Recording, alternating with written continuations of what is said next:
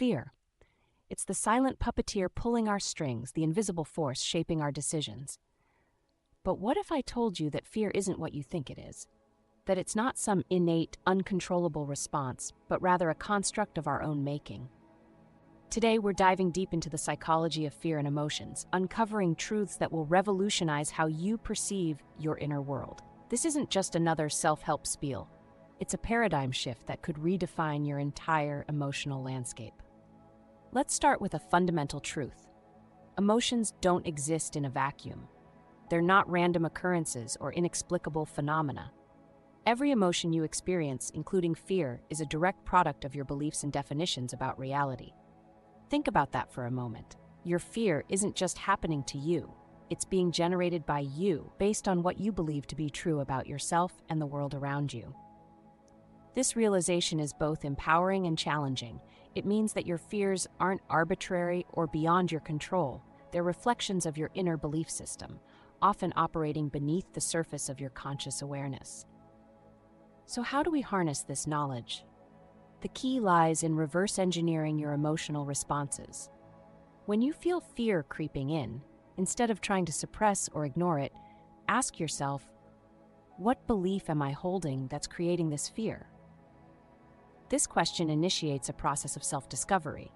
It's like being an emotional detective, tracing the fear back to its source. You might uncover beliefs you didn't even know you had, limiting ideas about your capabilities, your worth, or your place in the world. The beauty of this approach is that once you identify these underlying beliefs, you can challenge them. Are they really true? Do they serve you?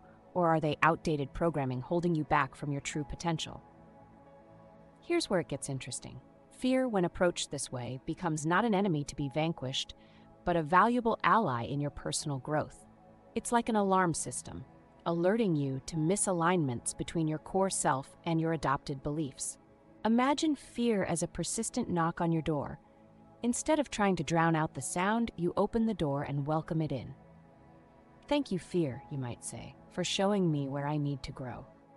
This shift in perspective is transformative. It turns fear from a debilitating force into a tool for self-awareness and change. Every instance of fear becomes an opportunity to align more closely with your authentic self. But let's be clear, this isn't about eliminating fear entirely. It's about changing your relationship with it. Fear, when understood and used correctly, can be a powerful motivator and guide. The goal isn't to never feel fear again. It's to reach a point where fear no longer controls you, where you can experience it without being overwhelmed by it. This is true emotional mastery. Now, let's address the elephant in the room. What about real, immediate dangers? Isn't fear sometimes necessary for survival? Absolutely. The fear response that keeps you from walking into traffic or touching a hot stove is crucial. But here's the critical distinction. That kind of immediate, survival-based fear is different from the chronic, psychological fear we're discussing.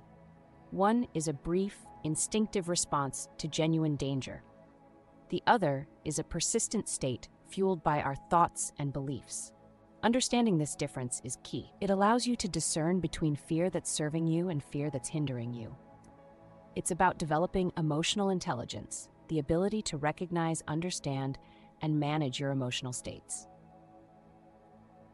Let's talk practical application. How do you start implementing this approach in your daily life? It begins with mindfulness, paying attention to your emotional states without judgment. When you notice fear arising, pause. Take a breath. Instead of reacting immediately, create a space to observe the fear. What does it feel like in your body? What thoughts are accompanying it? Then ask yourself probing questions. What am I afraid of specifically? What would have to be true for this fear to make sense? What belief am I holding that's generating this fear? This process of inquiry is powerful. It shines a light on the unconscious beliefs driving your emotional responses. Often, just bringing these beliefs into consciousness is enough to start dissolving their power over you. But here's where many people get stuck. They identify the belief, but then struggle to let it go.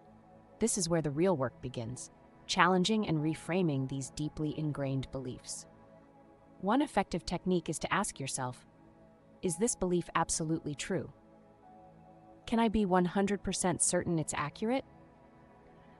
often you'll find that what you've been treating as fact is actually just an assumption or an outdated way of thinking. Another powerful approach is to imagine who you would be without this belief. How would your life be different if you didn't hold this fear-inducing thought? This visualization can be incredibly motivating, showing you the potential that lies beyond your current limitations. Remember, beliefs are not set in stone. They're learned, which means they can be unlearned. Every time you challenge a fear-inducing belief, you're rewiring your neural pathways, creating new possibilities for how you experience the world. This process isn't always easy or comfortable. You're essentially reprogramming your mind, and that can feel unsettling at first. But the rewards are immense: greater emotional freedom, increased resilience, and a deeper sense of self-awareness. As you practice this approach, you'll likely notice a shift in your overall emotional landscape. Fear may still arise, but it no longer has the same grip on you. You become more responsive and less reactive, able to navigate life's challenges with greater ease and clarity. But let's be clear, this isn't about achieving some state of perpetual bliss or eliminating all negative emotions. That's neither realistic nor desirable. Emotions, even challenging ones, serve a purpose in our lives. The goal is emotional fluency, the ability to experience the full range of human emotions without being overwhelmed or controlled by them. It's about developing a rich, nuanced emotional life where you can fully engage with your experiences, both positive and negative. This approach to fear and emotions has far-reaching implications.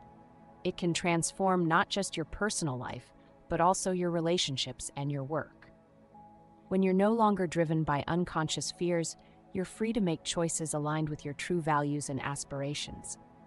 Imagine the impact on your relationships when you're able to respond to challenges from a place of clarity rather than reactivity, or the possibilities that open up in your career when you're no longer held back by fear of failure or self-doubt.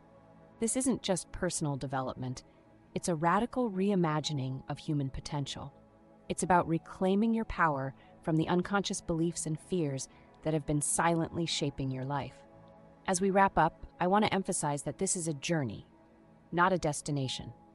Mastering your emotions is an ongoing process, a lifelong practice of self-discovery and growth. There will be setbacks and challenges along the way, but each one is an opportunity for deeper understanding and transformation. It's crucial to approach this process with patience and realistic expectations. Don't fall into the trap of seeking instant gratification or expecting a complete absence of fear overnight. True emotional mastery takes time, consistent effort, and a willingness to sit with discomfort.